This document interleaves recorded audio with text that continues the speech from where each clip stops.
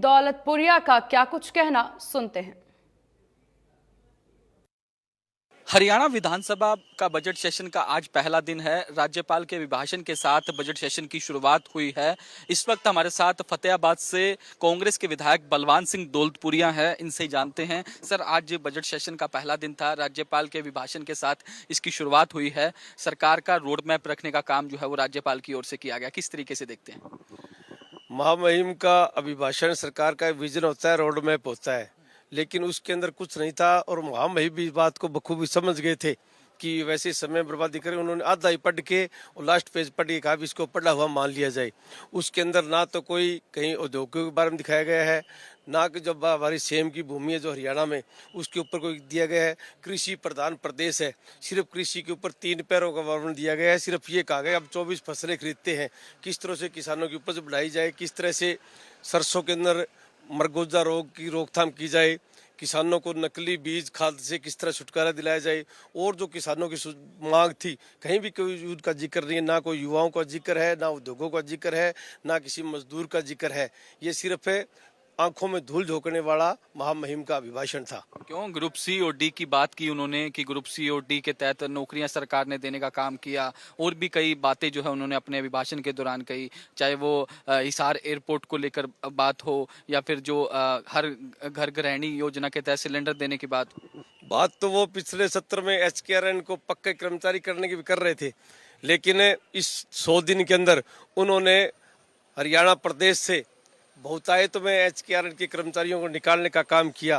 भाजपा की कथनी और करनी में बड़ा अंतर है, ये कहते कुछ है, करते कुछ है। तो कौन से सवाल जो हैं वो आप अपने जिले जो अपना आप विधानसभा फतेहाबाद से आते हैं, कौन से ऐसे सवाल हैं जो विधानसभा में उठाने का? फतेहाबाद विधानसभा क्षेत्र में और डिस्ट्रिक्ट हेडक्वार्टर शिक्षा के मामले में फतेहाबाद जिला निचले पायदान से शुरू होता है। सरकार ने 2 साल पहले डिग्री कॉलेज की घोषणा करी थी, लेकिन उसकी बिल्डिंग बनाने के लिए या कोई भूमि अधिग्रहण करने के लिए अब तक नील प्रोग्रेस है। उसकी कक्षाएं हमारे बोडिया के महिला कॉलेज में चल रही, जिस तरह से महिला कॉलेज भी डिस्टर्ब होता है और उनकी वो क्लासें अच्छी तरह से नहीं चल रही। मैंने मांग की है कि इसके लिए आप फंड रिलीज करें और इसकी भूमि अधिग्रहण करें। उसके साथ साथ मैंने कहा है भाई, फतेहाबाद के अंदर बहुतायत में वेजिटेबल होता है, फ्रूट होता है और दूसरी फसलें होती है। चौधरी चरण सिंह एग्रीकल्चर यूनिवर्सिटी से संबंध एक एग्रीकल्चर कॉलेज स्थापना की जाए, ताकि किसानों को भी सुविधा हो और बच्चों को भी अच्छी शिक्षा और दीक्षा मिले। बच्चे MSc BSc एग्रीकल्चर करें, अगर सरकारी नौकरी में दिक्कत आए तो प्राइवेट सेक्टर है वो जा सकते हैं। इसी के साथ साथ मैंने सेम की समस्या से बात करी थी। इसी तरह से LAP लैब की मैंने मांग की है, जो कि टिब्बी को के लिए लेब होती है, लेकिन फतेहाबाद डिस्ट्रिक्ट में वो कहीं भी लेब नहीं है। उसके लिए हमें रोहतक जाना पड़ता है। और भी बहुत सी मैंने 12-13 क्वेश्चन लगाए हैं, लेकिन मेरे को लगता है कि ये क्वेश्चन लगाने में भी ये पर्ची डालते हैं और विपक्ष के विधायकों का नंबर निचले पायदान से शुरू करते हैं। जैसा कि मुझे आज पता लगा कि मेरा 11 तारीख को एक क्वेश्चन लगा है और वो भी 20वें नंबर पर लगा है। अब 20वें नंबर पर पता नहीं उसका नंबर आएगा कि नहीं आएगा। ये क्वेश्चन लगाने में भी हमारे साथ भेदभाव है। बिना लीडर ओपोजिशन के आज आप कांग्रेस के विधायक सदन के अंदर थे, प्रेजेंस नहीं थी ना, अभी तक लीडर ओपोजिशन चुन पाया? नहीं, प्रेजेंस तो क्यों नहीं थी, प्रेजेंस तो पूरे 37 विधायक अंदर थे। ये तो हाईकमान का मामला है, लीडर पोजीशन बहुत जल्द नियुक्त कर दिया जाएगा। बिल्कुल। कांग्रेस विधायक बलवान सिंह दौलतपुरिया है, जिनका साफ तौर पर कहना है कि कई जो सवाल जो है वो सदन के अंदर रखे जाएंगे, चाहे वो महिला कॉलेज की बात हो या पुरानी सीवरेज लाइन की बात हो, क्योंकि लगातार लंबे समय से जो सीवरेज लाइन थी वो फतेहाबाद के अंदर खराब, जिस तरीके से उसकी हालत खराब हो चुकी है। तो तमाम बातें फतेहाबाद से जो कांग्रेस के विधायक है बलवान सिंह दौलतपुरिया, उनकी ओर से कही गई है। वीडियो जर्नलिस्ट जतिन के साथ साहिल रुखाया, इंडिया न्यूज। तो हरियाणा के बजट सत्र की शुरुआत हो चुकी है। सत्र की शुरुआत प्रदेश के राज्यपाल बंडारू दत्तात्रेय के अभिभाषण से हुई। बजट सत्र को लेकर बीजेपी विधायक रामकुमार गौतम का क्या कुछ कहना है, सुनते हैं। साथ बीजेपी विधायक रामकुमार गौतम जी मौजूद है। रामकुमार जी, आज राज्यपाल के अभिभाषण के साथ बजट सेशन की शुरुआत हो चुकी है, किस तरीके से देखते हैं राज्यपाल का अभिभाषण? राज्यपाल का अभिभाषण बहुत ही अच्छा था। उन्होंने जो सरकार ने अच्छे काम किए हैं, जितने काम किए हैं उनके बारे में बताया है। तो सरकार बेहतरीन काम कर रही है, अच्छे से अच्छे काम कर रही है, सबको सबका हक दे रही है।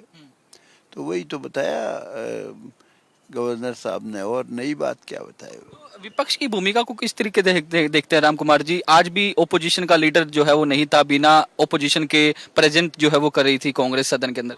देखिए, अपोजिशन का काम तो अपोज करना है, और अपोजिशन का लीडर क्यों नहीं बनाया, ये बात तो आप कांग्रेसी भाइयों से पूछ सकते हैं कि उन्होंने लीडर क्यों नहीं चुना। इत्तेफाक नहीं है सबका, और वो तो उनका अपना मामला है। लेकिन एक होता है कि नेता प्रतिपक्ष होना जरूरी होता है सदन के अंदर, लेकिन अभी तक नहीं चुना गया 5 महीने। ज़रूरी होता है, वो तो कांग्रेस पार्टी का देखिए अपना उनका मामला है। हकीकत में तो कांग्रेस पार्टी देश में रहेगी नहीं। जो जड़ से अलग हो जाता है वो कभी फलता फूलता थोड़ी है। कांग्रेस पार्टी हरियाणा कांग्रेस कर चुकी है। हरियाणा कांग्रेस का क्या भविष्य है? जी, हरियाणा कांग्रेस का भविष्य तो आप देख रहे हो, इतनी बड़ी एग्जिट पोल की और सट्टा बाजार की इतनी आंधी के बावजूद भी पिछड़ गए, तो भविष्य तो यहाँ तो सिर्फ बीजेपी का ही है। बिल्कुल, राम कुमार गौतम हैं जिनका साफ तौर पर कहना है कि आने वाला भविष्य है कांग्रेस का नहीं है।